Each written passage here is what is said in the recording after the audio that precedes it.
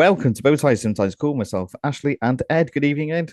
I say, It's not an evening, Ash. It's a morning, I know, but which I'm is just which used is to it odd. now. I'm used to I it know now. it's odd for us, and it's a Sunday morning, which is I I don't think know is yeah I know it's a new territory for us. it is, but do you know why we're doing it? Because we've got very special guests, and we've obviously fitted our schedule round. So, well, I say that I made a bit of a cock up, and I was in a Tesco at 10 o'clock when I probably should have been on here. But we're here now. We're here now. So, Jeff. Oh, I've given it away. No, it's only a single name. Edward, introduce our guest, will you, my friend? Okay, so our guest this morning, not evening, but we could be listening to this in the evening. Our guest this morning is artist Jeff Cummins. Good morning, Jeff. Good afternoon, Ed. Just in case Oh, somebody's listening to it in the afternoon Yeah, as we've got well. everything covered here. I like it, Jeff. You can come on we again. like we and Uh, first of all, I have as well. thank you very, very much for taking time out to come and speak to us today. And we're just going to have a bit of a chat about your career, if that's okay with Okay, you. cool. So, Yeah. just for our listeners, bumped into Jeff at the fantastic Who on the Whittle event in West Kirby at the beginning of June. If we do have a previous show on that, and Jeff very kindly agreed to come on this. So this is the fruit of that. So that's another thank you, massive thank you to Erica, etc., for facilitating this in a roundabout sort of way. So Sure, sure. It yeah, was a good event as well, wasn't it? it was an excellent event. Yes. So this is going to be all about you though, Jeff. So I'm going to ask you go back to the very, very beginning when little Jeff was in school. Was art always something that you enjoyed in school, enjoyed as a hobby, from the very early days? Yeah, even before, it was just like I don't know, an obsession, I guess. I was drawing like from when I could pick up a pencil or whatever, had a point at the end that made a mark. I mean, I got into trouble with my mom and dad sometimes for drawing on the back of photographs and stuff like that. Anything, any white space. And in desperation, I think my dad had a word with my auntie that lived next door and got all the her like birthday cards and Christmas cards and stuff. And they weren't cards in those days; they were kind of folded over into four. So there was lots of white space. God knows where people sold paper, but it never seemed readily available to me. So I drew on anything and everything. And even when my dad was redecorating, like our bedroom, for example, he'd let us draw on the walls. And then the paper would go over them. And he quite liked the idea that, a kind of time capsule sort of thing. But so yeah, I was drawing all the time. I did find a recent picture of me when I was like, I don't know, 4 or something like that. And you can see I've drawn a little necklace on around my neck, but you can see all the indentation. When I turn it over, I've got Noddy and Big Ears and a space station, weirdly. So yeah, I was kind of, so I was even sort of sci-fiing it a little bit from very early age. So yeah, all the time. School, once they knew I could draw, I was volunteered to do all kinds of stuff. And one of my teachers encouraged my art so much that I think my schooling started to slip a little bit. And I do like English essays, highly illustrated, with not so much to talk about. So my essays were almost becoming comics and stuff like that. But yeah. So it was right from day one, really. So obviously a great passion for yourself, but not Yeah. many people get to turn their passion into their career. Oh. How did it happen for you? How did you go from being something you loved to something that you actually made your living from? Yeah, well, yeah, I didn't really know that you could get a job as an artist. I mean, another thing I used to do when I was like getting into my teens, I was always into TV and radio. So any of my heroes, it was always like drawing my heroes and stuff like that. And sometimes I draw like Tommy Cooper or Edward Woodward, and I'd send the drawings to them and ask them to sign them, and they'd always send them back. And it was a kind of odd thing to do. But I think it was my dad that kind of picked up this commercial artist thing. He was obviously trying to kind of focus me into something. And he said, art school, sounds like you need to go to art school. So there happened to be one. There was a technical college down the road, but it had an art school, So like 1970, went along to that. And it was great. I mean, I can just about remember my portfolio that I took for the kind of audition. I don't know what you call it, but I had loads of characters like from like Jason King and people like that, Randall and Hopkirk and all sorts of stuff from TV and all that. But yeah, that was it. When they went into art school, even then it was kind of not sure where it was going to go. But then a friend of mine, he just showed me a cover for it was Tyrannosaurus Rex, I remember. It was highly illustrated. And I went, wow, look at that, And the idea, because I was totally into music also, I just thought, well, album covers, So that was the thing. Once I was kind of at art school, they used to let us take records in and stuff. The Beatles, Beatles have split up. I was always into the Beatles when I was a kid. Beatles have split up in 1970. And that's the same year I went to college. So I was listening to kind of Radio Luxembourg late at night and getting into Kid Jensen, I think it was. He used to play loads of album tracks. And I sort of got into Cat Stevens and Neil Young and Emerson, Lake and Palmer, And Emerson, Lake and Palmer kind of took me down the prog route, into Yes and stuff like that. So, yeah, I was like, Roger Dean. I really loved Roger Dean's work for the album covers on Yes. And I started looking up, album cover artists, but that became the kind of driven idea for me that, if other people can do it, why can't I, So you mentioned there, Yes, one of my I love my prog rock. I love Russian Yes and yeah. And all that type of thing. But you work with Yes. I mean, can you tell us something about the experience of working with supergroup Yes from the 70s? Yeah. Well, again, kind of when I finally got down south, which I could tell you about, I just started trying to find people, and I'd been to see Yes in Liverpool when I was still in college, I think. And Rick Wakeman, on the back of the program, there was an advert for Rick Wakeman's Journey to the Centre of the Earth.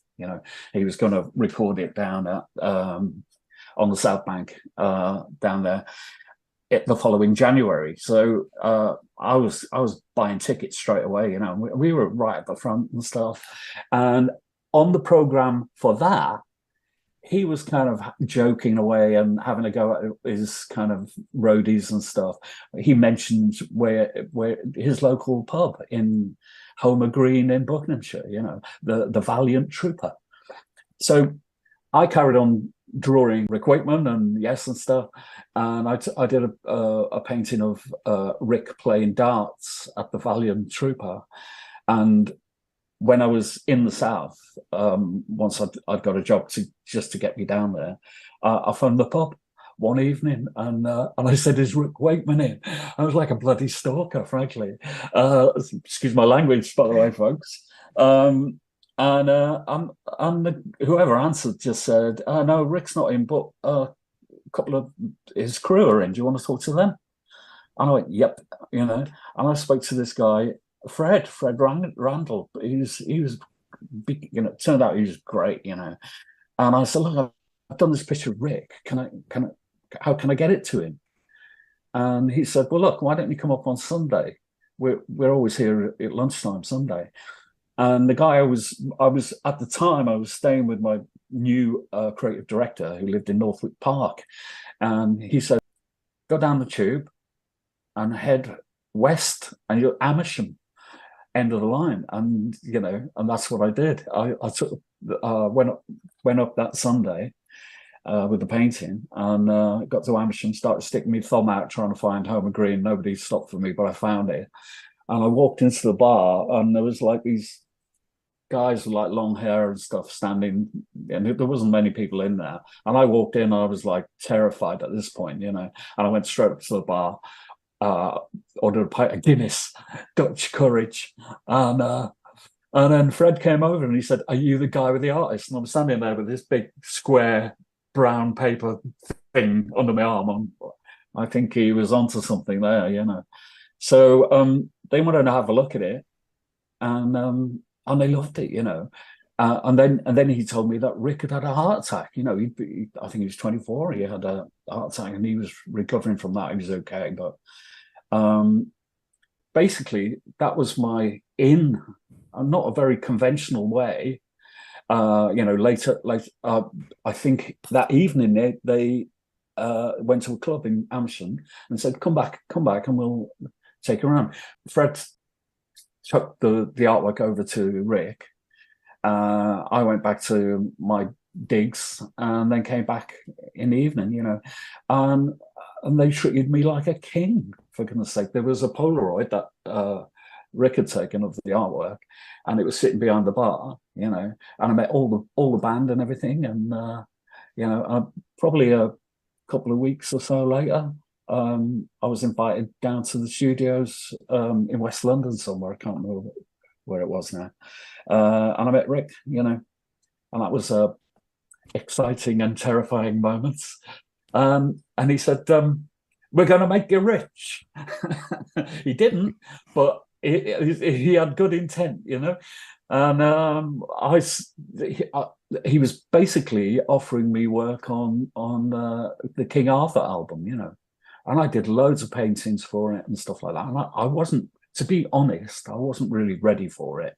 My art kind of style wasn't really totally together. I could get likenesses and stuff, but the technique was all over the place, you know.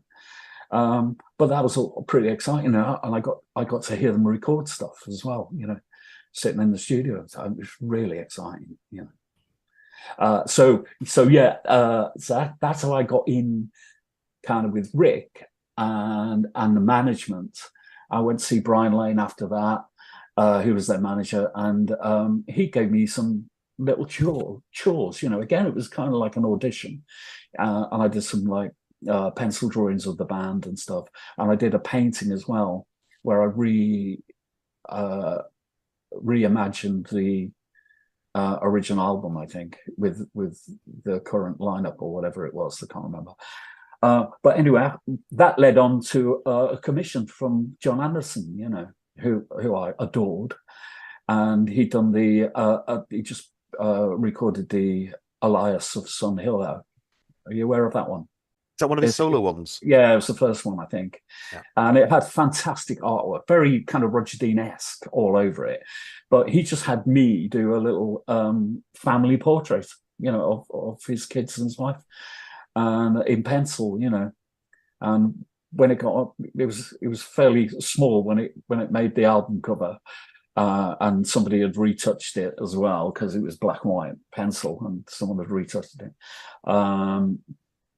I think Hypnosis even kind of art directed. I didn't know them at the time, but it was so exciting to go into a record shop, you know, and just fumble through it, because it was almost like a book as well. The Elias thing, the original one, was almost like a book, and I found my picture, and I bought the album. I couldn't help but tell the guy who was running this little shop in my local town at the time that I'd done the picture, you know, and it was so exciting.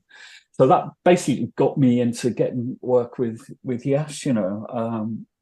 One of the original drawings I did of Alan White became the cover of his solo album, Ramshackle.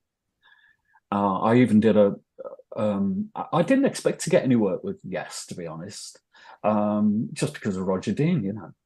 And I did meet Roger when I was working with Hypnosis. We're kind of jumping around the story here.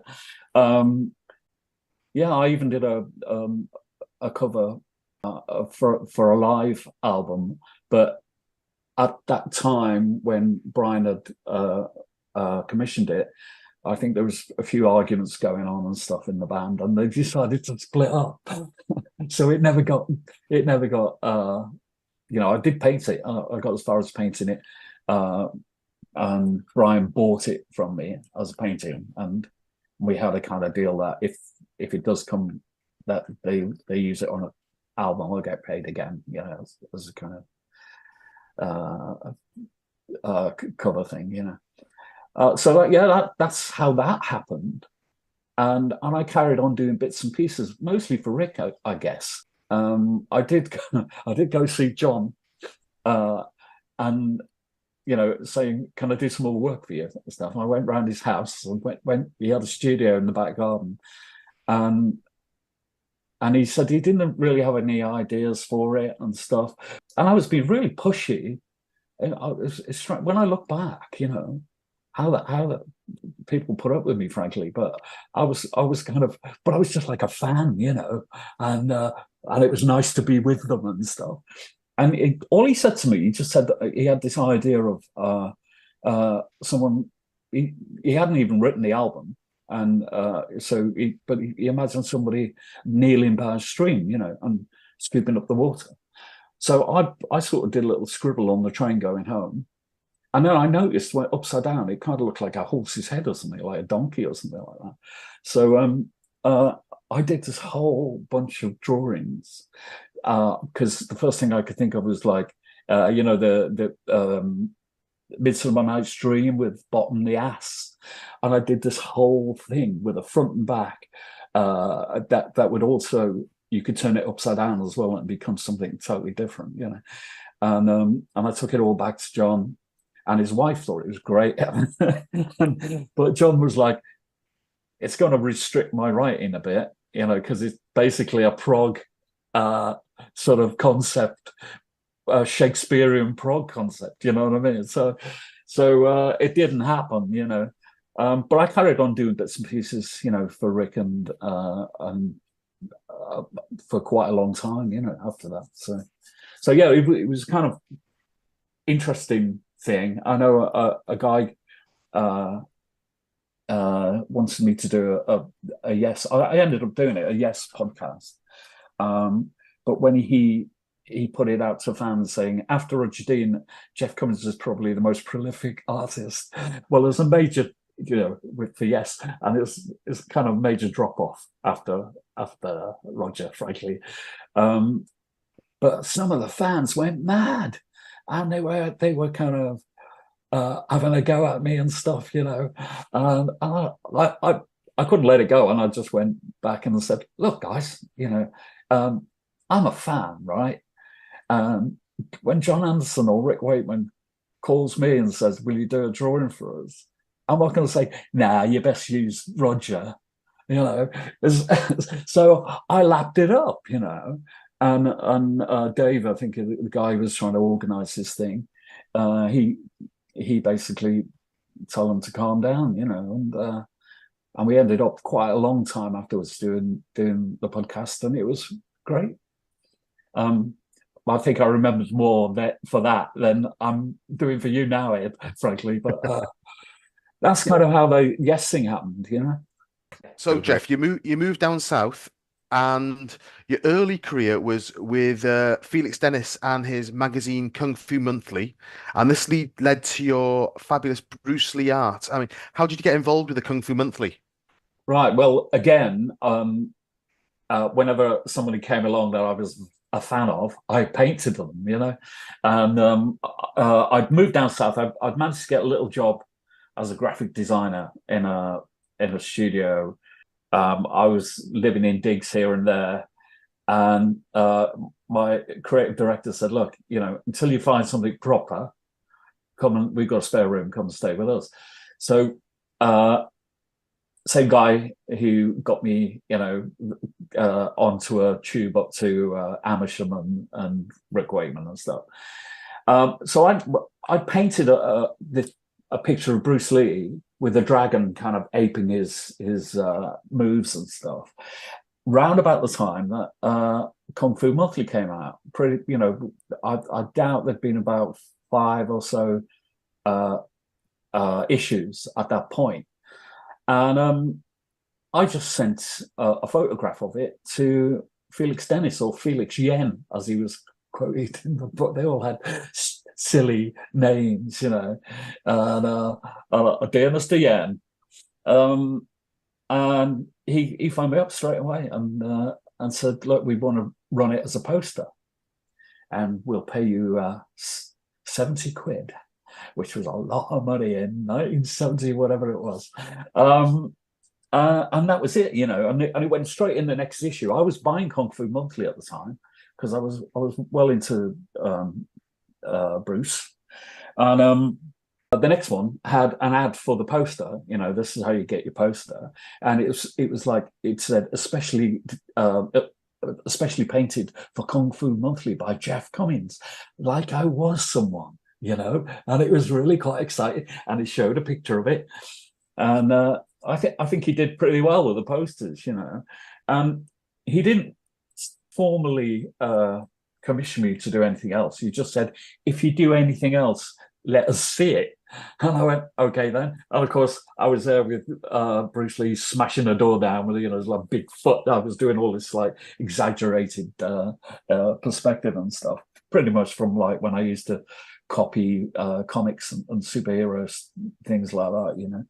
And that was the next one. And then he commissioned me proper for a nunchaka thing as well. So they were still kind of like posters, but they were going on the covers as well, you know.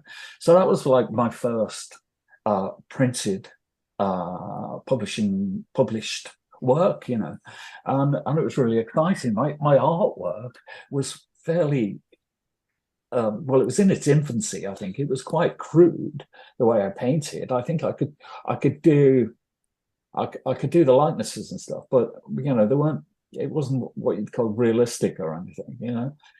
And but it got me down there. Also, Felix had a few other publications, and one was called TV Sci-Fi magazine, and one of the commissions, when he's now commissioned me properly, was to paint Tom Baker as the Doctor. And I had a little wonky Dalek. I kind of had, I just remember the episode. Well, I watched Doctor Who from day one, right? And again, jumping the gun here a bit. And that moment where Barbara, at the end of one episode, you see the old plunger coming in and she starts screaming, you know, and the Dalek scared the hell out of me, you know. So I got Tom with a plunger, and there's a mirror behind him so you can see the Dalek, you know. That's my way of getting them both in. My Dalek's a little bit wonky, and it was early days, you know. So that was before Target and everything. So yeah, I was getting, you know, a few things down. I think I did. Well, I know I did. Bionic Man as well for Felix for TV Sci-Fi, and then Bionic Woman after that, because that went down quite well. Again, still in this slightly, you know, very graphic-y, crude sort of painty style, really. But yeah, I've waffled on so much there, Ed. I can't remember what the question was now. As an aside to that one, that painting you alluded to at the beginning, the one that was a poster, it's potentially the most iconic painting of Bruce Lee that there ever was. When you think of Bruce Lee, you think of that painting. Oh, bless your heart. Was the man himself aware of your work? Are you aware that he was? No, because you know, he died basically. He died at you know, we started watching the films kind of after, you know, when Enter the Dragon came out, and that came out after he died, you know, shortly after, and then we were backtracking to the old Golden Harvest films, but it was just like, you know, it was just the fight scenes, you know, they were just so amazing. His skill was just incredible, you know, and yeah, no, so, somebody told me recently that apparently it's the first time he was ever painted, but I'm not sure that's true, because I think the early film posters were like photo montages and stuff like that, you know. So no, he never got to see it. So, you know, I didn't get that kind of fan opportunity, you know. And it, as I said, it's iconic. It is the Bruce Lee painting, 100%. Cool. Yeah, definitely. I'm going to segue a little bit now. So from an icon of 70s cinema to an icon of not only 60s, 70s, 80s, 90s, but now music as well. I'm going to ask you about your work with none other than the Mr. Paul McCartney. I mean, Yeah. Okay. just I'm not even going to go any further than that. Just tell me the story of Paul McCartney. Okay. Well, I did mention I was a Beatle fan, right from the start. I can't believe I never saw them live, even though I was only about 9 or 10 or something. Because they played down the road. I think they played in Holywell, by the way. We have a Holywell reference, don't we, Ed? You and I. And basically, I was with a little design company for about 2 years. I was already doing the Bruce Lee stuff and the other bits and pieces in my spare time. But then they kind of hit a wall or something and disbanded. Luckily, really, because I was getting, I was going off track with my original plan. So I ended up, I'm now a freelancer, as in unemployed. So I just thought, right, where do I go? And I just made a list of everybody I'd go for. And I aimed high, and I knew the name of Paul's company. And I found their number in Yellow Pages, would you believe? And I called them up and I just said, can I speak to Paul McCartney's manager, please? And they put me through, And to this day, I can't believe that happened. And he was a guy called Brian Brolly. He was a lovely fella, absolutely lovely guy. And I said, look, I'm interested in doing album covers. Can I come in? And I'm not sure whether this is before or after doing the bits for Rick and John. I'm not sure. But anyway, I got an invite to go in with the portfolio. I'd done a painting of Paul before, which wasn't too bad, as part of my fandom kind of ongoing thing. And anyway, they had this project. Again, luckily for me, they had a project they weren't quite sure what to do with. And one of my favorite McCartney's solos is an album called Ram. And I just think it's a fabulous album, Anyway, however it happened, they produced an orchestrated version of it. And Paul had come up with this character called Percy Thrillington. And basically that was it. That's all I had. So Brian said, do you want to have a go at this? And I went, yep.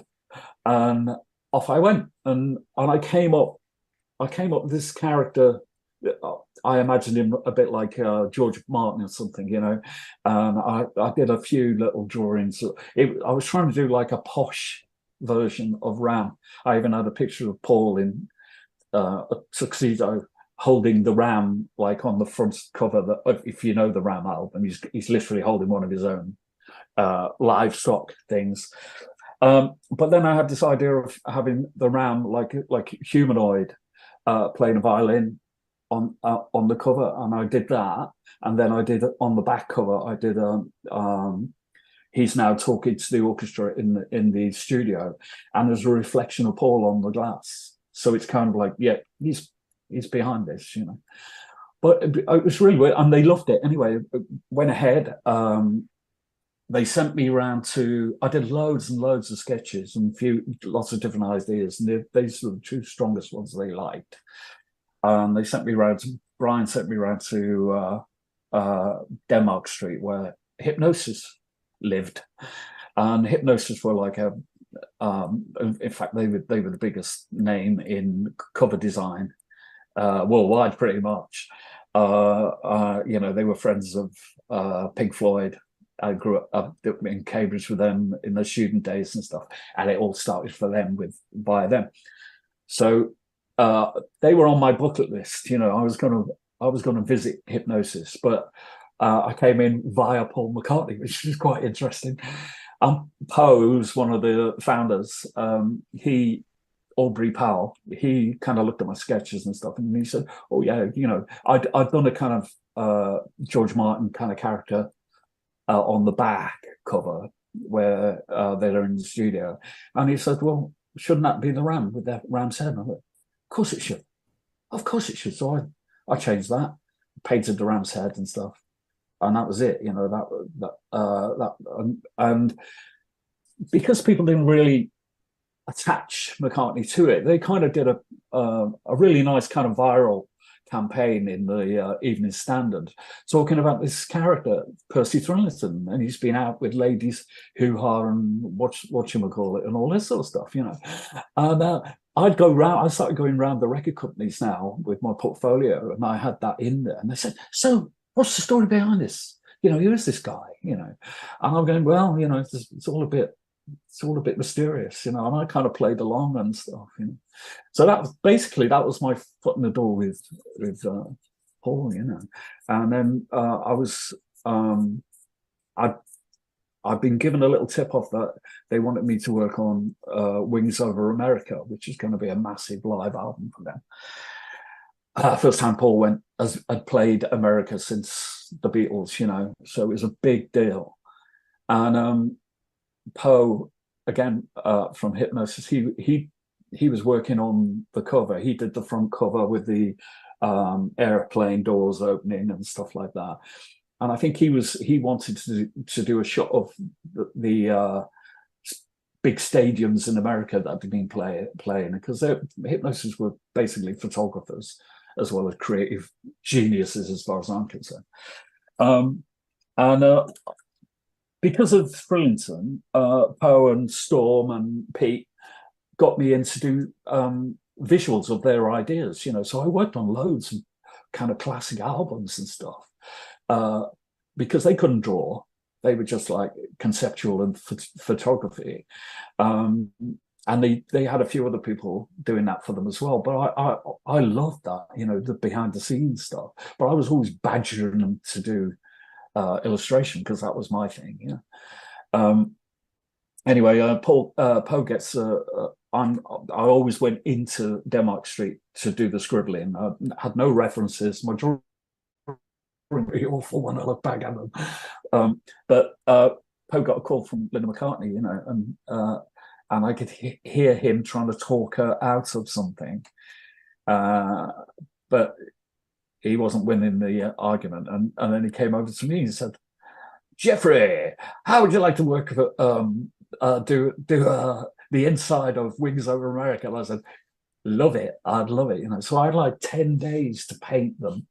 Paul apparently chosen a couple of live shots out of like hundreds of them all laid out on the floor and stuff. I hadn't met him at this point, and I just worked like fury, you know. 10 days, I barely got any sleep, and took the artwork in. Poe took it over. I was hoping he was taking me with him over to Macca's house, but when I saw him next time, I said, "What did he think? You know, what was his reaction?" And he said, "Fab gear trip," which is apparently good. So that went ahead, and that was the most exciting thing that's ever happened to me in my life. You know, seeing that album in print, you know, and the album's a great album. It's really good. They were on really good form, you know. And next thing, I get a call to go into NPL, and I'm thinking I'm going to get another brief of some sort. And then Paul walks in, yeah. And it was just to meet him. He just got me in to meet him. There was no job on. And I guess he was curious. And my North Wales accent, when we started talking, suddenly became a bit more scousy. And it can be in North Wales, as you know. Oh, yes. I started calling, you know, in my CV, I used to say I come from a small suburb of Liverpool called North Wales. You know, that's what I used to put in there.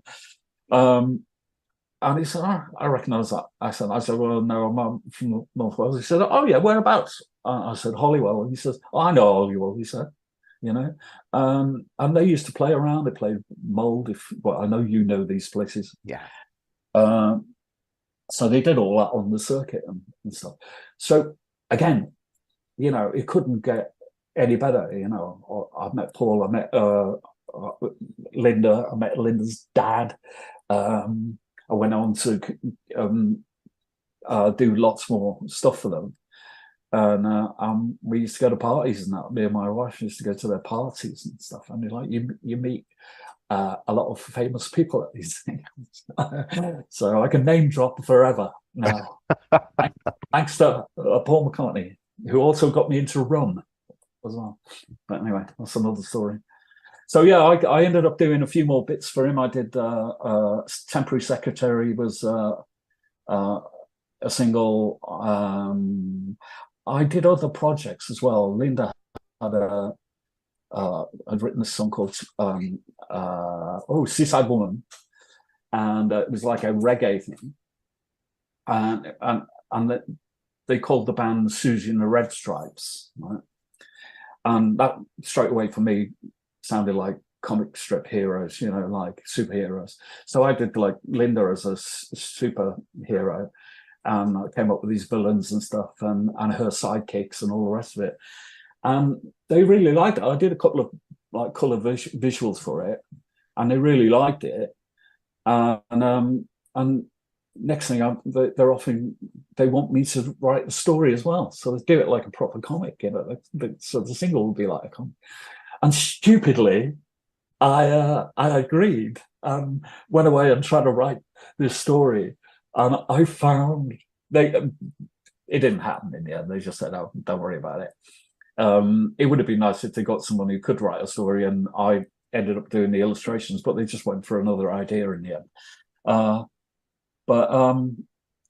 Yeah, I found some notes that I scribbled down about trying to put this story together of Susie and the Red Stripes, you know, and it was absolute rubbish. It was awful. But it was an opportunity, you know. They gave me another opportunity, and I did lots of other bits and pieces for them. But I also worked on like a big single, Say, and then one of the latter things I did was Flowers in the Dirt was the album, and there was a song called This One on it, which was a single. But I got a call from this art director that I already knew from this, because I started doing album covers now for, you know, record companies and stuff like that. And he said, "Do you want to do a cover for Paul?" I went, "Well, of course I do, but why are you calling me?" You know? And anyway, Paul had come up with this idea of this one, a play on words. He wanted a swan with like a god, I guess, a kind of religious kind of thing going on. And he described it all, but I was getting it secondhand. And basically, the art director said he couldn't find anyone because Paul wanted to go ethnic and authentic on this thing, but they couldn't find an artist, you know. But I think probably the art director being a bit probably lazy. He said, "But you could do it, couldn't you? You could replicate the style." And I went, "Yeah. I imagine." So I went off to a bookshop in the West End and found all these kind of images, and I put something together. And the plan was that he would tell Paul it was me once he approved it. And I said, "Well, that has to be the deal, you know, because he won't like you mocking him about, you know." And long story short, he did like it, but the art director would keep wanting the name, and I won't. Basically said he lost his bottle and didn't tell him. I'd become a really good friend with a guy called Alan Crowder, who's also no longer with us, unfortunately. And he was like Paul's right arm man at the company, you know. And he was telling me all about the new album. We went out for a coffee, you know, and he was telling me about the new single and everything. And I knew all about it because I'd done the cover, but he didn't know I'd done it. And he invited me to a warm-up gig for their tour of that album. And I went along. There was a big point of sale of my artwork in the foyer of the theatre in London. And I had to tell him that it was me, you know, and I didn't know how to do it. And it came out on all different kind of, you know, it came out on CD, it came out on vinyl, 12-inch vinyl, it came out on audio cassette as well. So I had a little wrap-round audio cassette cover with it, put it in my shirt pocket, went to the gig, and I saw him after the gig in the foyer, and he was with a friend that I didn't know. We said hello and stuff, and I said, "Hey, you know this new single?" And I pulled it out of my shirt, and I said, "The name of the artist on it." Basically, what I'd done, I'd come up with a pseudonym for it, and I used the name Sni Mufej, right? But basically, it's my name backwards. You just read it backwards, right? Phonetically. So I was going, "Hey, this is really weird. If you read this guy's name backwards," and he goes, "What? What are you on about?" Anyway, the guy I'd only just met looked over his shoulder and went, "Jeff Cummins." And Alan just looked at me and he said, "What the?" I said, "I'll call you tomorrow." So that was it. So I spilled the beans, you know. But then things went really quiet after that with McCartney, and I'd worked for them off and on for about 11 years or something like that, you know. And it was great. I mean, he used to brief me, you know, after the first few, he used to brief me all the time. You know, got on really well with Linda. I thought she was great. And, you know, it was a bit sad, really, because I really don't know.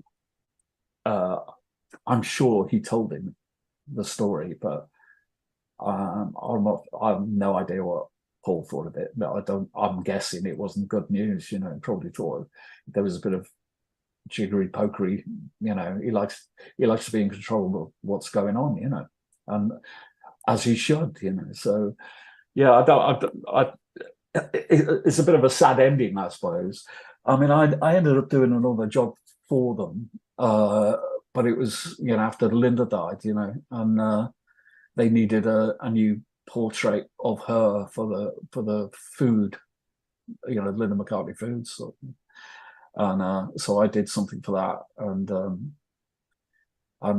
that went on the packaging and stuff, and I was quite pleased about that, you know. So, and I kind of hoped things would go back to normal kind of thing, but they never would have anyway, I don't think, without her. So yeah, so but I'm majorly proud of the association, you know, and you know, kind of like, you know, I sometimes had to pinch myself, you know. I mean, I was supposed to do the poster for the Wings Over America tour, so I've gone to Max's company and gone up on the top floor, and he's got like a little mezzanine thing, and he's got this like really nice little pump organ thing. He's up there with George Martin and some other guy, and they're playing this little tune.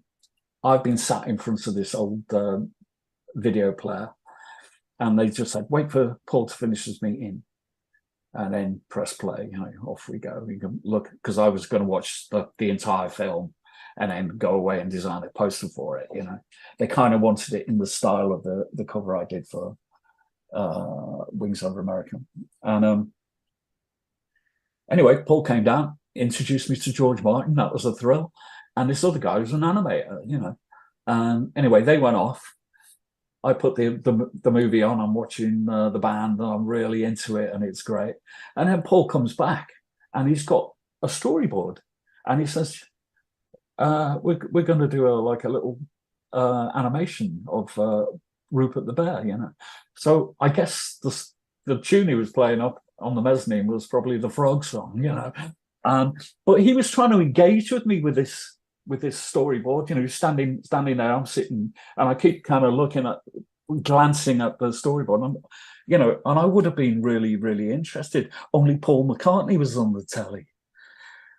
And it's like, do you get what I'm on about? It was like I was almost ignoring him because Paul McCartney was on the telly, and like the real guy standing there, like trying to engage with me, you know. And I've told the story before a few times, but it's just like, when I was going home on the train, I thought, what the hell just happened?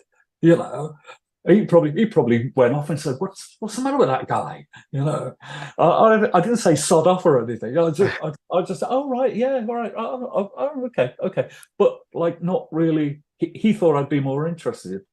And any other time I would have been, you know, but Paul McCartney was on the telly. Crazy. That's amazing. But I mean, you know, 11 years, you were the go-to guy for one of the icons of the last 70 years. It's an incredible achievement. Yeah, yeah. I Yeah. mean, I'm still a Beatles fan. Yeah. It's crazy, but there we are. Yeah, who gets to do that? So, Jeff, we're now moving on to another strand of your work, the Doctor Who Target novelizations. How did you get commissioned for that?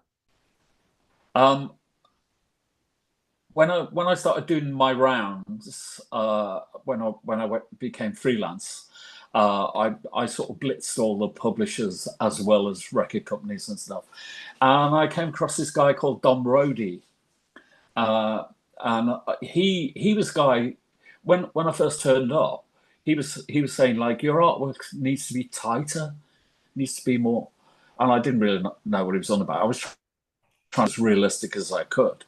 But he said, yeah, you need to really kind of do smaller brushstrokes and stuff and get it really tight. So he tried me out on a few things, and it kind of worked. And then he commissioned me to do a few bits and bobs. Anyway, I think he was with Sphere Books at the time. I carried on doing my rounds and everything else. And then he came back with Target. Do you want to do Target? I actually don't know if I imagine I would have had that Tom Baker artwork in my portfolio. I'm pretty sure I would have had it in there. Whether that was a direct cue for Dom, I don't know. But he just basically said, "Do you fancy doing Target, doing Doctor Who?" And I went, "Yeah, man, for sure."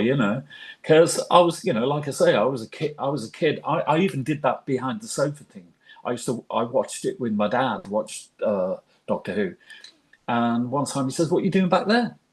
And I wasn't even aware that I'd moved, and I was sitting on the sofa watching the early shows, probably the Daleks, and ended up peering from behind the sofa, which is weird. So yeah, I was well up for it, and I think the first one I did was Talons of Weng Chiang, and what used to happen was they Don would send me a synopsis of the story, so I didn't have to read it or watch it. I may have watched it, but I'm not a reader, really, at all, hardly at all. So synopsis was good, and then I'd go down to a little office down near Oxford Street, that one of the BBC offices, and they had like a little photo library there. So I'd tell them what I was doing, and they say, "Right, that cabinet there." So I'd go and pull the drawers open, and they'd have, black and white stills of the different episodes and stuff. And I had to pay a copyright fee for them. That's why when I get people saying, "Well, hang on, we own that," I go, "No, you don't. I own it. I paid even for the photographs for this artwork, so they belong to me." So that's an ongoing battle I have all the time.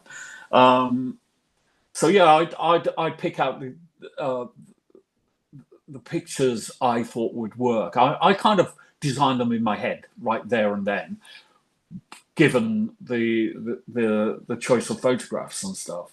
And I couldn't do what I would do these days and just grab a load of stuff, because I had to pay for them, And I'd only just started off. I wasn't minted, So yeah, I just picked out.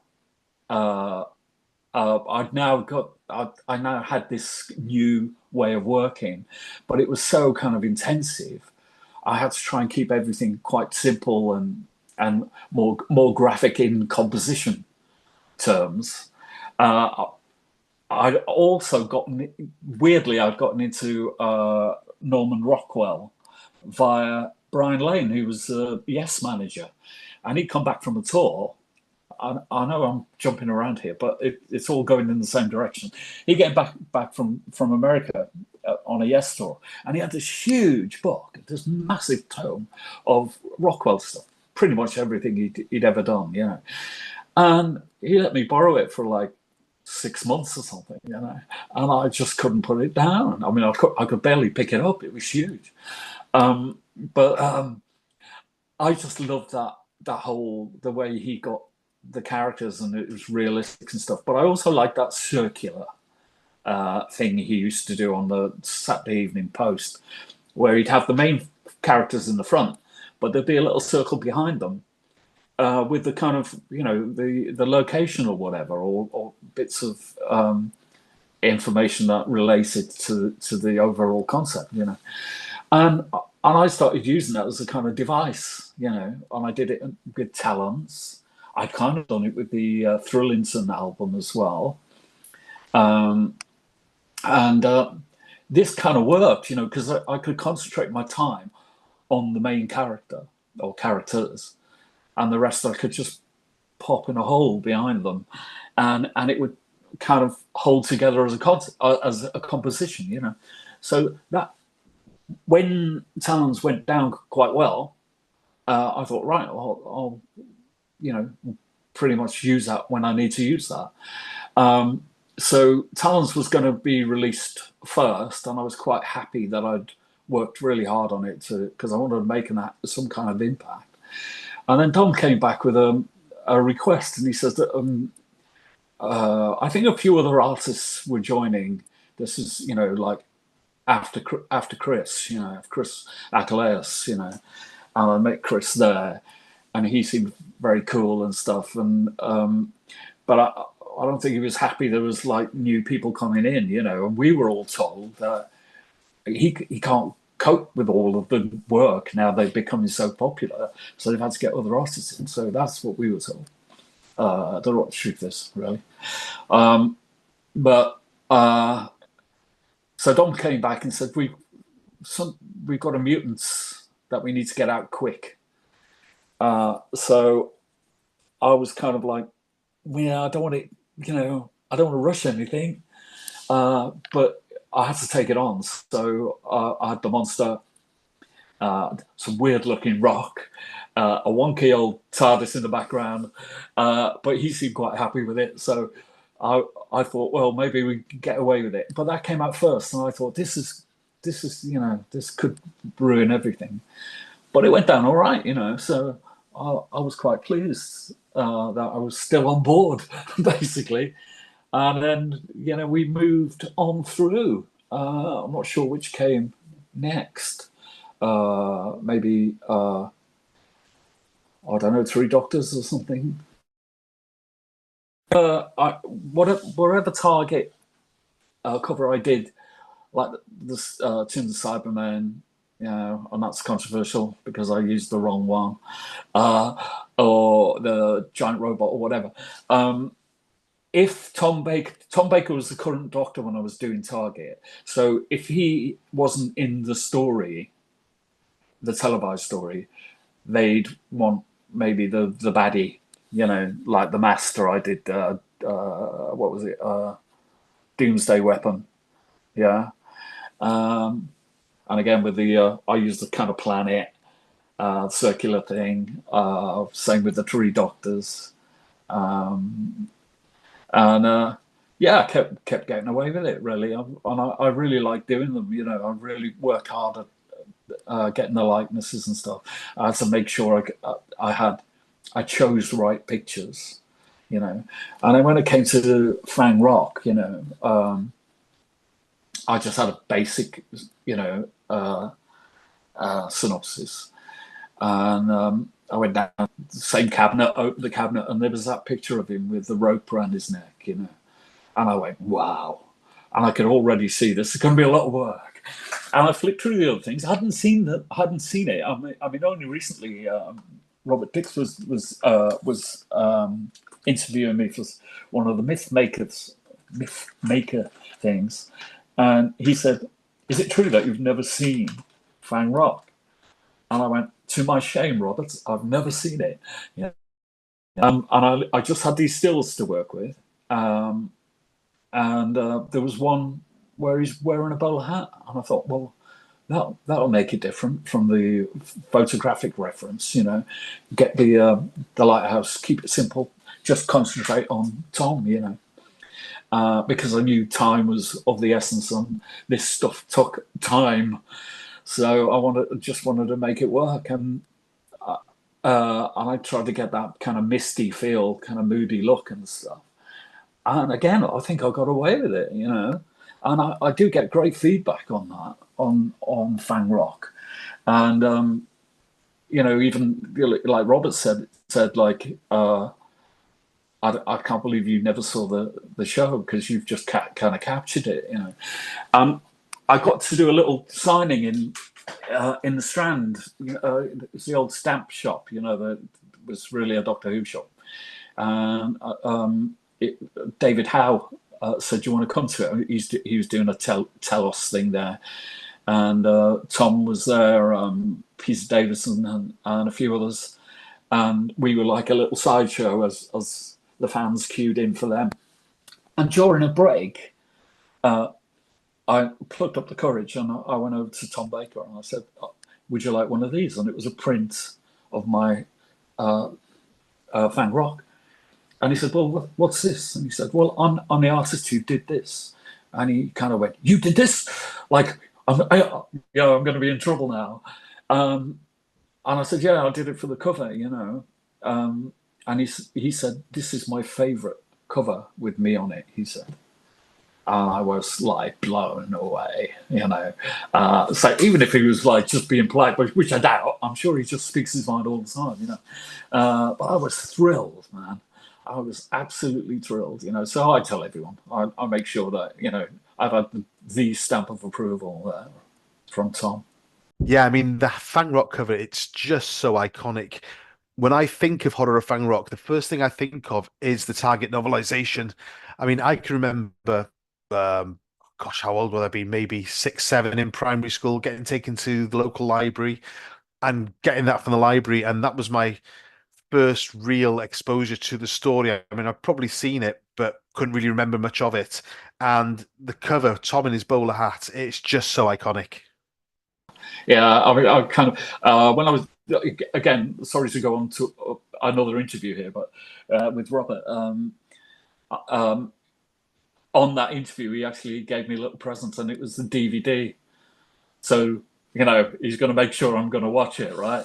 And when he wrapped it up, and I unwrapped it, and when we started talking about it, and he sort of said the icon thing, you know, and like it's often overused and everything, but you know, that's how people feel about it. And I looked at the cover of the DVD, and they've kind of replicated my cover with the original photograph, with the you know, the lighthouse in the background. And you can see that they've replicated my cover, which is quite nice. You know, I like that. I thought that was it was a good old nod. You know. So we've spoken about Target novelizations. I mean, they came to an end early 90s when the series was off air, but the series was given a new lease of life with the Virgin New Adventures. And again, that's something you were involved with. I mean, how did you get that job? I was approached by Virgin to do them. It was like post recession. Recession had been really difficult, and like I was, you know, there wasn't a lot of work around, and I was like ducking and diving, and whenever I got work, I was rushing through it because I needed the money as quickly as possible, you know. So I was more than happy to do Doctor Who and go back to it. I tried to figure a way of doing them quicker, and I ended up doing watercolor because it was quicker, but it's never as good. I mean, watercolor is lovely if you're using it as a technique to have that lovely watercolory look. But I was just trying to use it to be able to construct the paintings quickly, you know. And also, there wasn't a lot of access to shots from the shows because they were new stories, weren't they? And it was Sylvester, so I used to have to try and find as much references of Sylvester as I could. But a lot of the time it was kind of like, basically, if there was any kind of figures, my wife would take photos of me posing for him, and likewise, if there were any females, she'd do the female bits. You know, even one of my kids is in one of the covers. You know, War Child, I think it is, or is it War Child? Yeah. So the first one I did, I approached it the same way as I did Target, and wanted it to be really good, and that was Dimension Riders. And even with the watercolor, I think I kind of got away with it. But I don't know. I wasn't very happy with the results of a lot of them, really. And but other people do like them, so I'm coming round now. I'm coming around, even though I didn't think I was quite on form. Yeah, I really love the cover of Sky Pirates. It really, really captures the sort of essence and ethos of the story that's been told in the book. When I was reading the book sort of back in the 90s, I remember it being completely wacky story that I thought would have been animated in the same style as Yellow Submarine. That's how I saw it in my head. Yeah, see, somebody else came up with that concept. It was a very specific idea they had inside the creature or whatever, with all this junk, and him fighting off this other beast within the beast, sort of thing, as I remember the synopsis. And so I was really looking forward to having him kind of really going for it, with it on guard, swinging his thing around. But when I look at the picture now, I just think, oh God, what happened? His hand looks out of proportion and stuff like this. There's lots of things that I keep picking up on that I could have been so much better, But I like that you like. I love that you like it. And I kind of like it, but I just know it could have been better. That's all. I've a lot of regrets, really, because this stuff does last. It hangs around a long time, and thanks to the internet, forever. Thank you so much for sharing your stories about Virgin books. It's one of my favorite. I know it's off air, but it's one of possibly my favorite era of Doctor Who because of all the massive creativity that went into it and the people who then became involved in the revived series. So thank you very much for that, Jeff. And thank you very much for sharing your stories with us about McCartney. Yes, you work with the Kung Fu. Absolutely amazing. Have you got any projects coming up in future you'd like to share with our listeners? I kind of have. I'm not sure I can talk about it too much because it's still kind of taking shape. But I'm going to do another thing with Candy Jar. It's a kind of a continuation, I guess, of the Invisible Artist book. Yeah, we're kind of just trying to kind of formulate that. There's going to be kind of new bits and pieces and stuff like that. So hopefully it's kind of, I'm basically trying to do a few new pieces. I can't really paint like I used to paint and stuff. I'm looking at doing maybe a comic strip thing involved with it. I can't even do that very well, but I think it's kind of working out anyway. So I'll let you know when we've got something solid on that one. Fantastic, thank you, Jeff.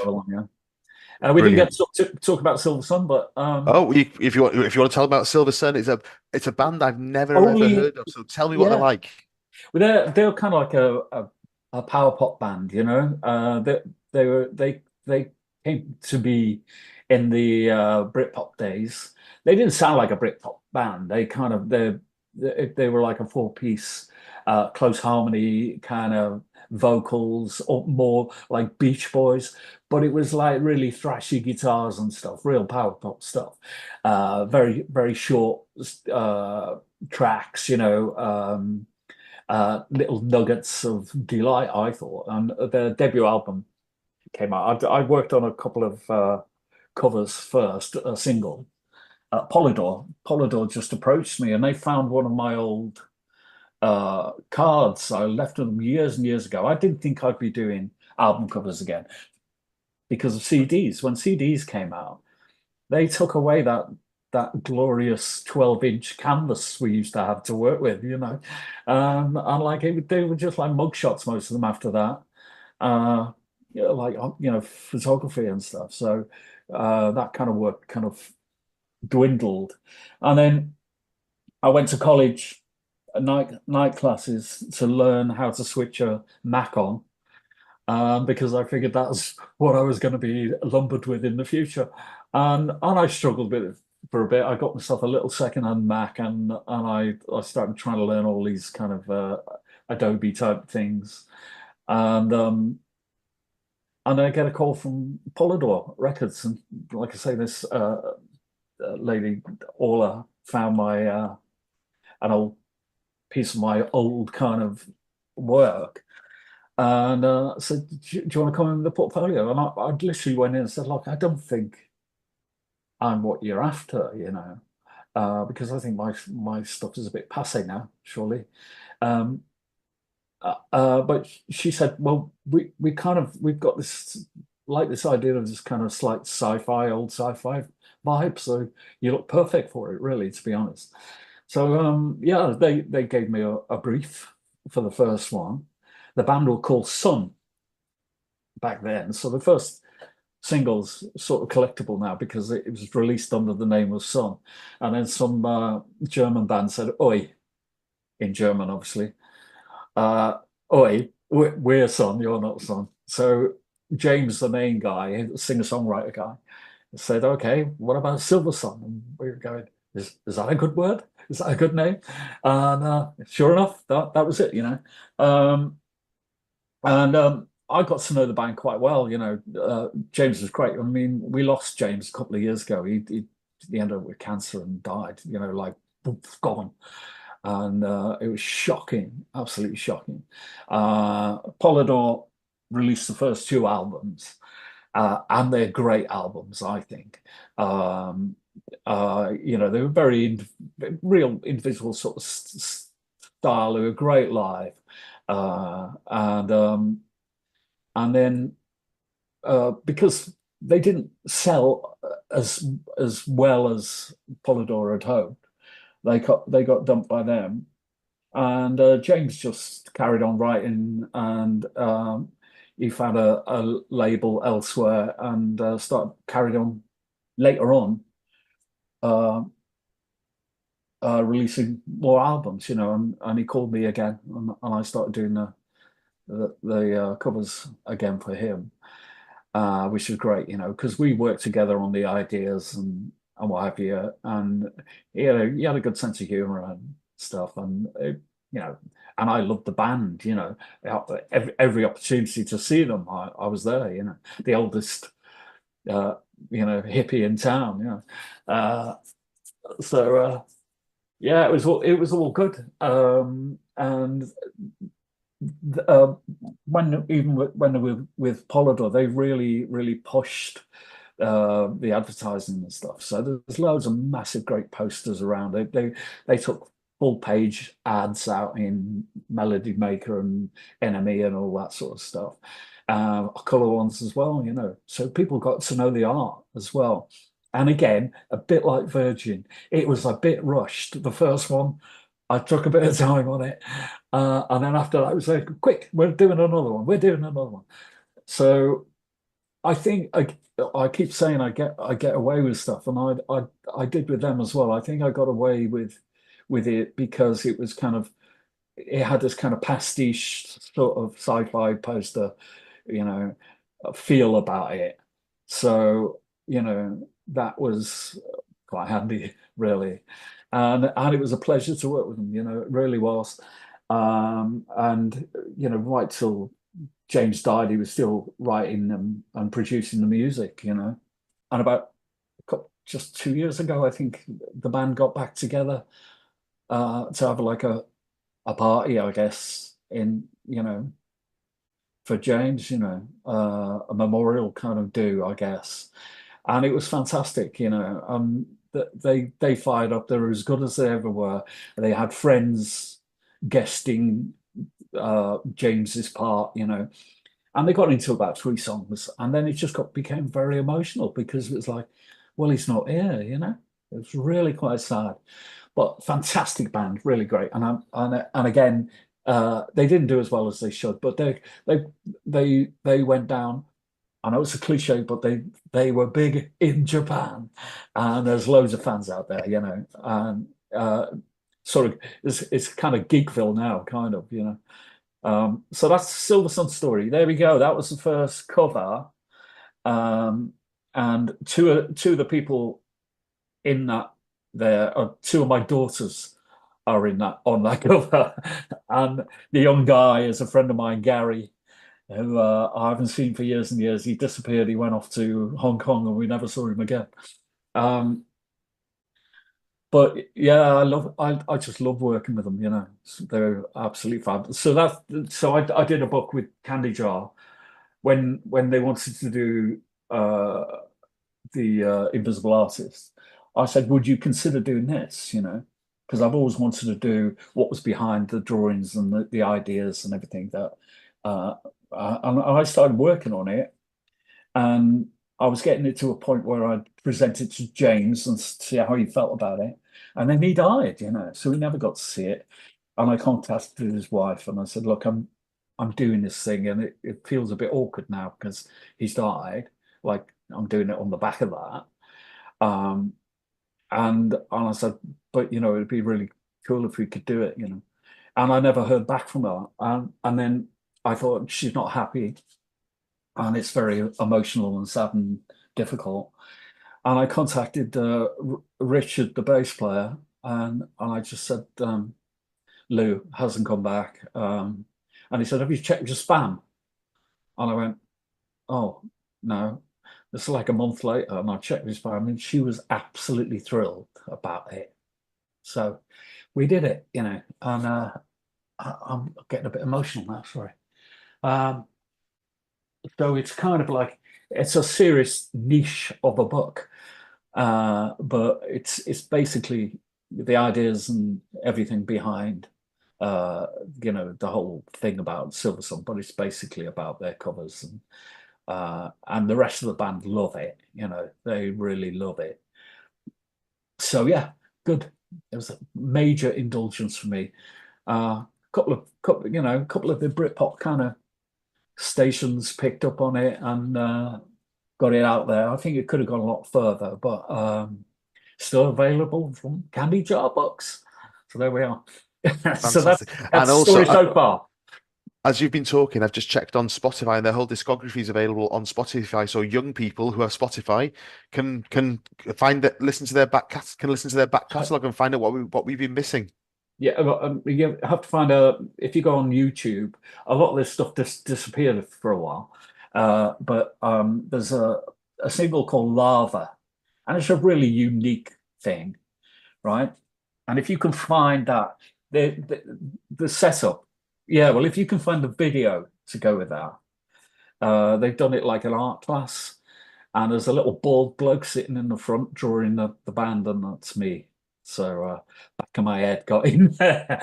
Fantastic. So the book, The Art of Silversun, then available, is it from Candy Jar and available direct from your website as well?